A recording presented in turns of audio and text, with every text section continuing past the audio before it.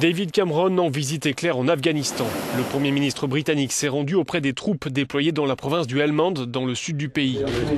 Quelques heures plus tôt, le chef du gouvernement avait annoncé devant les députés à Londres le retrait de plus d'un tiers des soldats britanniques. Sur place, il a précisé le calendrier du retrait d'Afghanistan. Après 2014, a-t-il dit, la présence militaire britannique n'aura plus rien à voir avec maintenant. Il n'y aura plus de troupes combattantes déployées. Ce retrait, nous le ferons progressivement, par étapes, entre maintenant et la fin de l'année 2014.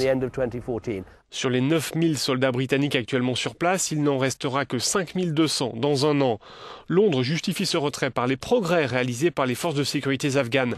La province du Helmand est considérée comme une des plus instables du pays, avec une forte présence des talibans. Les insurgés sont toujours présents, reconnaît ce général, mais ils ne font pas la loi. Les forces afghanes contrôlent les choses, les populations se sentent ainsi protégées. Il est donc logique de confier une responsabilité croissante aux Afghans. Le contingent britannique est le deuxième plus important après celui des États-Unis. L'ensemble des troupes étrangères combattantes est censé avoir quitté le pays après 2014. L'intervention armée en Afghanistan a commencé en 2001. Depuis cette date, 438 soldats britanniques sont morts. Un hommage leur a été rendu lors d'un office religieux auquel a participé David Cameron.